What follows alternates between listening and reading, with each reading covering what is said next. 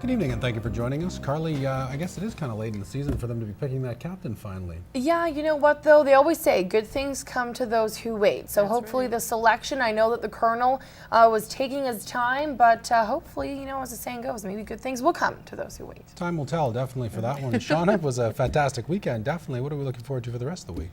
It is some good weather on the way. It's not as warm, but hey, we'll take the sunshine as we take a look currently what's happening in Lloydminster. We're sitting at 19 degrees with winds out of the west at 17 kilometers per hour. And in the Midwest, lots of sunshine, a few clouds for the Lakeland, and lots of sunshine, and 23 for the Battleford. So yes, I said this, there is more sunshine.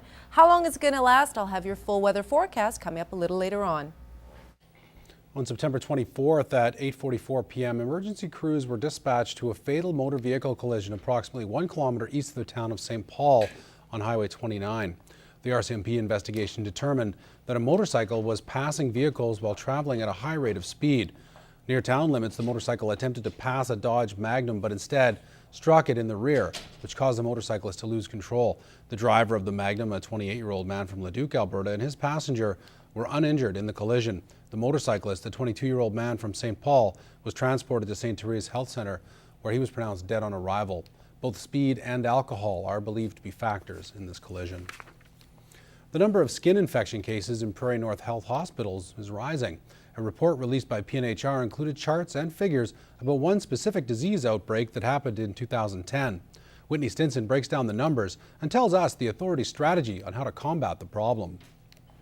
Visit any hospital waiting room and you'll find a similar scene. The crowded room of open wounds and germs is a hotbed for bacteria to grow and eventually spread. Outbreaks of infectious disease are not uncommon in any hospital, and overall, PNHR facilities are not doing too badly. The total outbreaks in their facilities has been on the decline since a peak in 2008. But dig a little deeper in the report and you'll find the number of nosocomial infections isn't following the same trend. A nosocomial infection is one that a patient picks up at a hospital and is not related to the reason they were admitted. The number of MRSA outbreaks last year went up by 25. Infection control and prevention is another big target area that we're focusing on. MRSA is a bacteria that takes a hold of human tissue. It first becomes apparent by small red bumps that look like spider bites. Then it's followed by a fever and eventually larger rashes or sometimes even boils.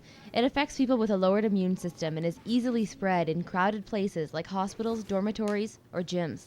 David Fan says the increase in 2010 was related to one outbreak at one of their hospitals and shouldn't be cause for concern. We have been stepping up our infection control and prevention program quite aggressively. That includes providing more alcohol-based hand sanitizer and hiring a hand hygiene auditing team, who concluded after 2 audits that their hand-washing techniques and requirements had been met. In spite of all that, it is possible that from time to time, a certain type of infection may spike, and it happens, you know, without any warning, and it could be anywhere. In that respect, the onus is on the patient to carry hand sanitizer with them and be mindful of the diseases and germs you can pick up in a crowded space. Whitney Stinson, Newcap News.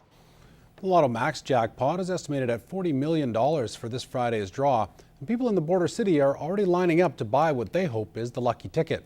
Jack Haskins has that story.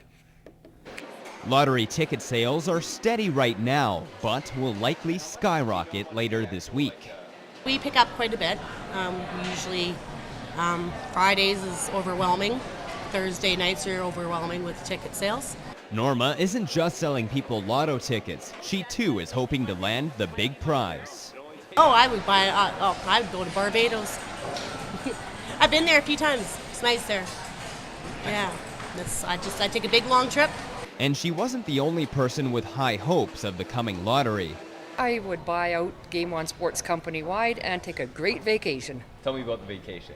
Probably Mexico on the beach for about 2 months, and the last thing I'd be thinking about would be Lloyd. What would you do if you won the $40 million jackpot? Probably go on a world tour right away.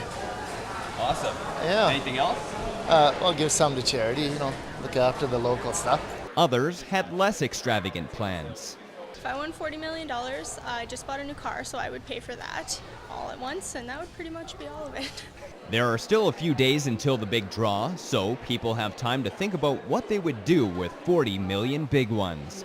Jack Haskins, Newcap News. 5 local organizations have received a big boost in funding after this weekend's annual Duck and Dine event. Showcasing live music, great food, and silent auctions, all the proceeds were split amongst the charities. Shauna Roshuk has that story.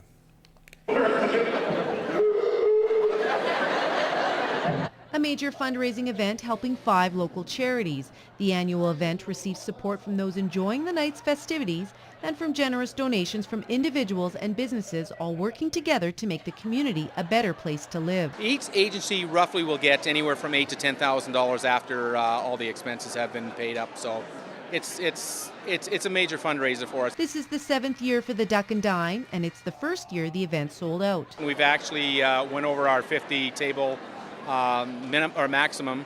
So we're pretty excited about that, and we're excited about the entertainment we're providing for tonight. And backed by popular demand, musician and comedian Johnny Bagpipes. Come on, pump the pipe, pump it up with all your might. Yeah, pump up the bagpipe. From Vancouver, Namer says he's the event's most requested performer. He plays the bagpipes, and he's just down to earth, and he gets the crowd involved. So I think that's important. Attending the Duck and Dine several times, Corbin Berg recommends Bagpipe Show is a must-see. First time I've ever seen him, and I have had such a good laugh. I would definitely go to see him again. With a strong economy, not everyone is prospering. Bringing charities to work together benefits both the people who need the assistance most and for those who want to help. It gets people out there and aware of what is going on in and around the communities, and the more people that we can reach out to, the better off the communities are going to be. The chance to get a number of groups together to help put it on just spreads the workload that much easier and makes it easy for people to support. Shauna Roshuk, Newcap News. Every week at the Lloydminster Rotary Club's lunch meeting, a guest speaker brings their experience to share with the members. This week, Rotarians learned how RCMP investigate crime in our city. Officers use fingerprints, blood smears, and even footprints to help identify suspects. Local forensic investigator Bill Baines shed some light on how you could help with the investigation process yourself. If you had a break and enter to your house or your vehicle was stolen and the possibility for us to find fingerprints is there, you try not to touch anything.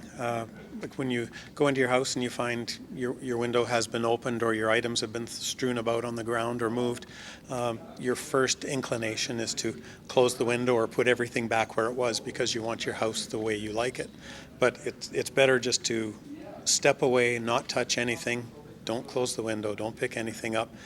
Call us so that we can go and fingerprint everything just the way it was found. Baines says there is an active group of people who steal cars in the city, but as winter approaches, vehicle thefts as well as break-and-enters generally decrease. Crime's higher in warmer weather, so cold weather, I'm anticipating everything's going to slow down a little bit for us. The Rotary Club of Lloydminster meets every Monday at the exhibition grounds for lunch, fellowship, and these special presentations.